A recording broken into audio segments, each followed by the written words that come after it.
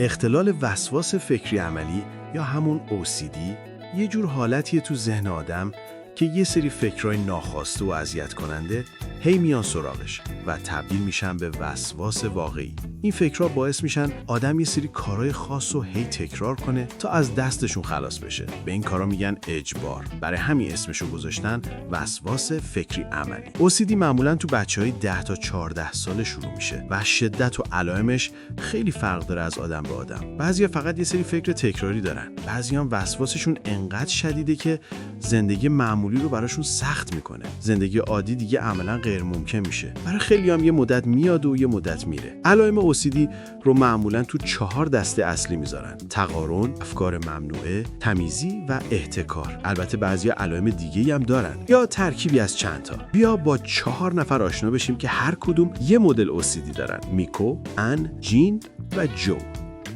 میکو عاشق تقارنه. میتونه ساعت‌ها بشینه کتابخونه‌ش رو مرتب کنه. وقتی هم میره تو کتابخونه‌اش حتما باید دقیقاً برعکس همون مسیری که اومده برگرده بیرون، وگرنه آرامش نداره. ان بعد از اینکه مامانش فوت کرد یه سری فکرای منفی و ترسناک بهش هجوم آورد. حالا مدام میترسه کسایی که دور و برش هستن بمیرن، حتی خودش. این فکرها هر لحظه ممکنه بیان سراغش. یهو قلبش تون میزنه و یه تصویر وحشتناک تو ذهنش میاد. برای اینکه این فکرها برن شروع میکنه ناخوناشو جویدن تا خون بیاد. جین وسواس تمیزی داره. همین که یه چیزی به نظرش کثیف بیاد کلافه میشه. روزانه شاید 50 بار دستشو میشوره. آخرین کارش هم اینه که خود صابونم میشوره. چون تو دنیای اون همه چیز پر از میکروبه، خصوصا چیزایی که خودش لمسشون کرده. جو همش نگران یه چیزو گم کنه. برای همین شروع میکنه به جمع کردن و نگه داشتن همه چیز. وقتی میخواد از خونه بره بیرون 100 بار قفل درو چک میکنه. 5 دقیقه که راه افتاده یادش میاد شاید پنجره‌ها رو نبسته. برمیگرده خونه. چون فکر میکنه انقدر حواسش به در بوده که ممکنه پنجره‌ها رو یادش رفته باشه و همین چرخه ادامه داره. حالا چرا فقط بعضی آدم‌ها OCD میگیرن؟ خیلی از کسایی که OCD دارن با یه زمینه ژنتیکی به دنیا میان. تقریباً 1 نفر از هر 4 نفر یکی از اعضای نزدیک خانواده‌ش هم همین مشکل داره. بعد توی یه مقطعی از زندگی چیزهایی مثل استرس و ترومای بچگی میتونه جرقه‌شو بزنه یا بدترش کنه. دانشمندا هنوز دارن روی ریشه‌های مغزیش کار میکنن، ولی به نظر میاد قسمت‌های مغزی که مسئول عوض کردن فکرن تو این آدم‌ها درست کار نکنن. برای همین فکرها گیر میکنن. هی تکرار میشن و آدم حس میکنه دیگه کنترلی روشون نداره.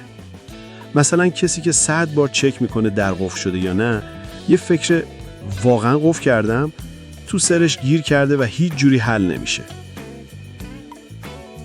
وسواسا یهو میان تو ذهن، ولی اجبارها رفتارایی هستن که آدم یاد میگیره تا از اضطرابش کم بشه.